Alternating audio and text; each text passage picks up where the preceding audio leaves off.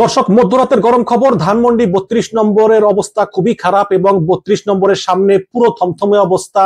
১৪৪ ধারা জারি, সেনাবাহিনী, পুলিশ, ট্যাঙ্ক, পুলিশের এপিসি, কামান, জল কামান সহ একদম যুদ্ধবস্থা। এবং সেখানে ছাত্রদল, ছাত্র শিবির, সাধারণ ছাত্র জনতা, বৈষম্যবিরোধী ছাত্র আন্দোলনের নেতাকর্মীরা সহ সবাই সেখানে অবস্থান নিয়েছে।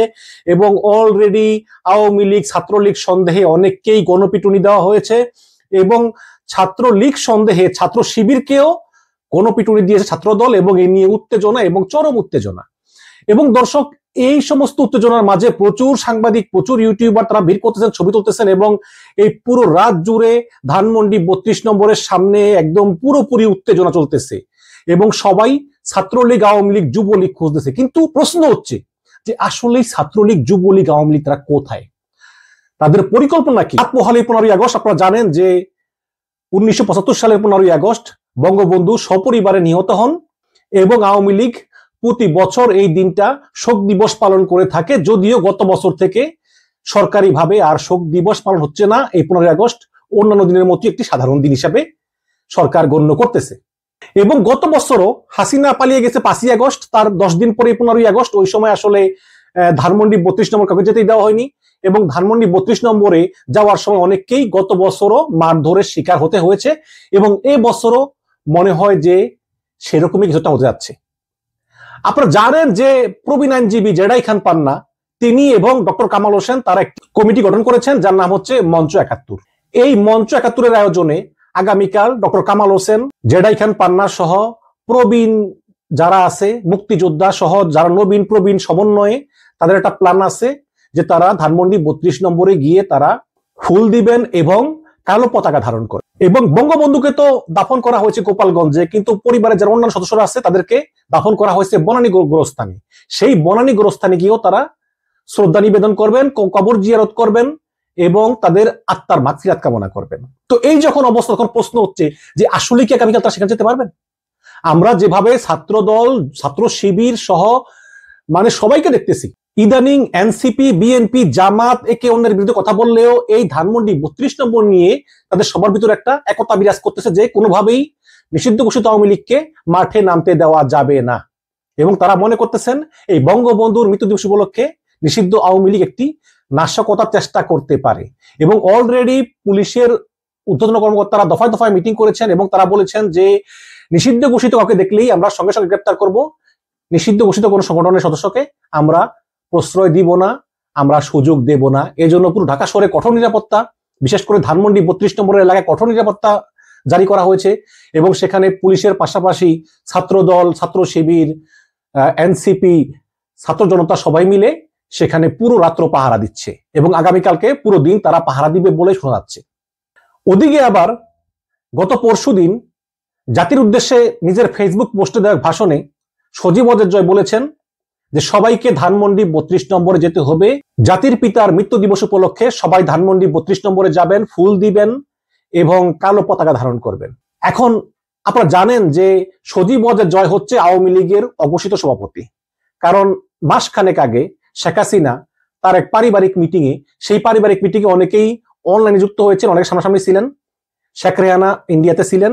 সেখানে সিদ্ধান্ত হয়েছে যে সজীব ওয়াজেদ জয় এখন থেকে দল পরিচালনার সব দায়িত্ব নেবেন। সেক্ষেত্রে সজীব ওয়াজেদ জয়কে আমরা বলতে পারি দলের এক ধরনের ভারপ্রাপ্ত সভাপতি। সেই সজীব ওয়াজেদ জয় যখন ঘোষণা করলেন যে আপনারা দলে দলে 15ই আগস্ট ধানমন্ডি 32 নম্বরে সমবেত হবেন, ফুল দিবেন এবং কালো ব্যাজ ধারণ করবেন এবং জাতির পিতার রুহের মাগফিরাত কামনা করবেন। এখন প্রশ্ন হচ্ছে যে আওয়ামী লীগ কি আসলেই আসবে? যেভাবে ছাত্রদল, যুবদল, ছাত্র শিবির, জামাতি ইসলাম, এনসিপি সহ সবাই ঘিরে রেখেছে, কড়া পাহারা দিচ্ছে, সঙ্গে পুলিশ, সেনাবাহিনী, জল কামান, এপিসি, সাজোয়া যান সহ এত কিছু আয়োজন, সেখানে আসলে ছাত্রলীগ, যুবলীগ, আওয়ামী লীগ কি করতে পারবে? প্রশ্ন হচ্ছে এখন এটাই। দর্শক, আমি যে খবর পেয়েছি তা হচ্ছে সজীব ওয়াজেদ জয়ের আহ্বানে সাড়া দিয়ে তারা অলরেডি গোপালগঞ্জ, মাদারীপুর, শরীয়তপুর, লালমনিরহাট, ফরিদপুর সহ বাংলাদেশের বিভিন্ন এলাকা থেকে তারা বিচ্ছিন্ন ভাবে গোপনে রওনা দিয়ে দিয়েছে এবং তারা ঢাকা শহরের আশেপাশে এবং ঢাকা শহরের ভিতরে বিভিন্ন জায়গায় বিচ্ছিন্নভাবে অবস্থান করতেছে এবং তারা সবাই সিগন্যাল অ্যাপ, টেলিগ্রাম অ্যাপ এবং হোয়াটসঅ্যাপে কানেক্টেড এবং তারা নির্দেশের অপেক্ষায় আছে। এখন প্রশ্ন হচ্ছে যে তারা কি নির্দেশের অপেক্ষায় আছে? সেই নির্দেশ কি নাশকতার, সহিংসতার? আমি যতটুকু খোঁজ নিয়ে জেনেছি, মানে আমার কাছে যে তথ্যগুলো আছে, যে আওয়ামী লীগের অন্দরমহলের কিছু লোক আমাকে বলেছে যে আসলে আগামীকাল আওয়ামী লীগের কোনো নাশকতার কোনো পরিকল্পনা নেই। আগামীকাল যারা যারা ঢাকা শহরে আছে, বিচ্ছিন্নভাবে আছে, তাদেরকে বলা হবে যে তোমরা একটা মাস্টার পয়েন্টে আসো। সেই মাস্টার পয়েন্ট হবে ধানমন্ডি 32-এর আশেপাশে কোথাও। তো সেখানে 50, 100, 200 বা 500 বা 1000 তারা সবাই হঠাৎ করে বিভিন্ন জায়গা থেকে একটা মাস্টার পয়েন্টে আসবে।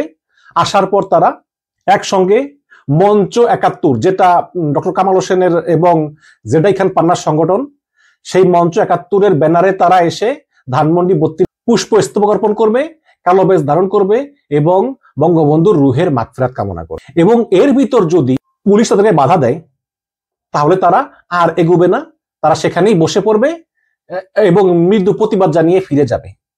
আর যদি ছাত্রদল, ছাত্র শিবির এবং ছাত্র জনতা তাদেরকে মারধর করে, তাহলেও তারা এগুলো বহির্বিশ্বকে দেখাতে পারবে যে দেখো আমরা কত নির্যাতিত। এবং যেই আওয়ামী লীগ গত 15 বছর ধরে এই বিএনপি এবং শিবিরের উপর নির্যাতন করেছে, জামাতের উপর নির্যাতন করেছে, সেই আওয়ামী লীগ এখন নির্যাতিত হয়ে বহির্বিশ্বের সিম্পিতি পাওয়ার চেষ্টা করতেছে। এবং আপনারা জানেন যে জিয়াউর রহমানের কবরেও কিন্তু বিএনপিকে অনেক সময় বাধা দেওয়া হতো যেতে। এবং আমি মনে করি যে শেখ হাসিনা যদি আর কদিন ক্ষমতা থাকতেন, তাহলে জিয়াউর রহমানের কবর এই ঢাকা শহর থেকে সরিয়ে দিতেন। এবং এটা প্ল্যানও কিন্তু পাশ হয়েছিল, অনেকবার বলেছিল, কিন্তু হয়তো বা করি করি করে করা হয়নি। তো সেই আওয়ামী লীগ এখন সিম্পিতি খুঁজতেছে। কাজেই আমি এতটুকু জানি যে আগামীকাল আওয়ামী লীগের নাশকতার কোনো পরিকল্পনা নেই।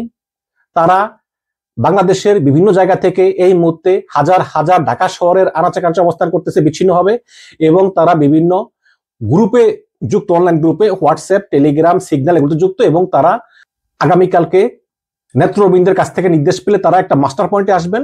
সেখানে তারা মঞ্চ 71-এর সঙ্গে মিলে, মানে অরাজনৈতিক, যেহেতু আওয়ামী লীগের কার্যক্রম নিষিদ্ধ, সেহেতু মঞ্চ 71-এর ব্যানারে তারা মিলিত হয়ে ধানমন্ডি 32 নম্বরের দিকে তারা রওনা করবেন। এবং সেখানে বাধাপ্রাপ্ত হলে তারা সেখান থেকে ফিরে যাবেন। কারণ এত এত ছাত্রদল, ছাত্র শিবির, ছাত্র জনতা, এদেরকে আসলে ভেদ করে ধানমন্ডি 32 নম্বরে একটা পিঁপড়ারও ঢোকার সুযোগ নাই।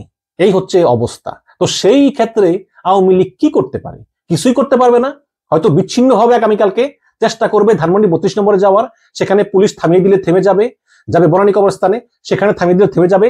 আর এর ভিতর যদি ছাত্রদের হাতে তারা মারধরের শিকার হয়, তাহলে তারা সেগুলো ভিডিও করে বহির্বিশ্বকে দেখাতে পারবে যে দেখো বাংলাদেশে আমাদের ন্যূনতম মানবিক অধিকার নেই।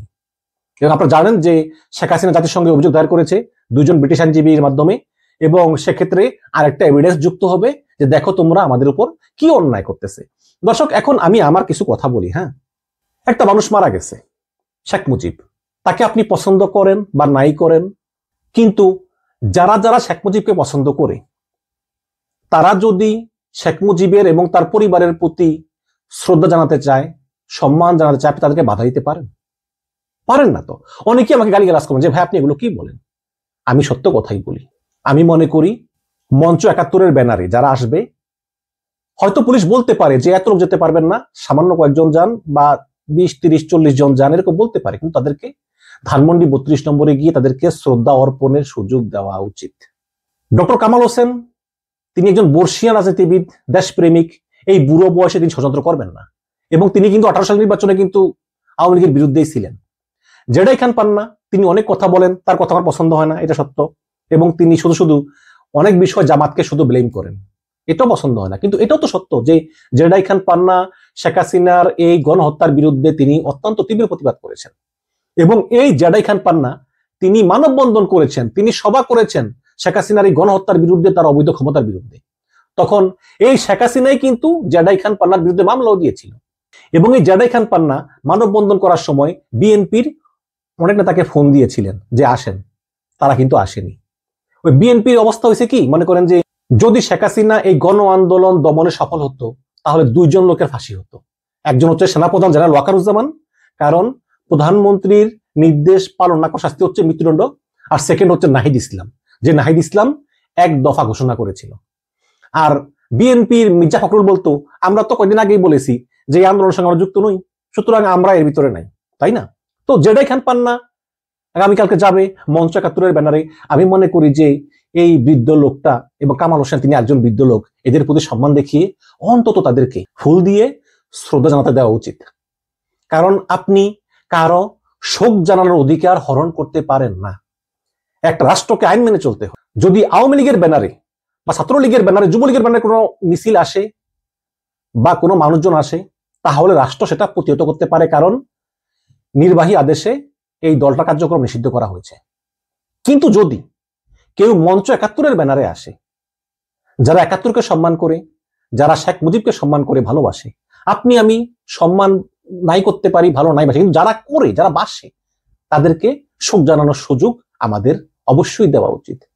আর যদি না হয়, যদি তারা আগামীকালকে এসে ছাত্রদল, ছাত্র শিবির এবং বৈষম্যবিরোধী ছাত্র আন্দোলনের হাতে গণপিটুনি খায়, তাহলে সেটা বহির্বিশ্বে আমাদের ভাবমূর্তি ক্ষুণ্ণ করবে এবং আমরা সেটা কোনো মতেই চাই না।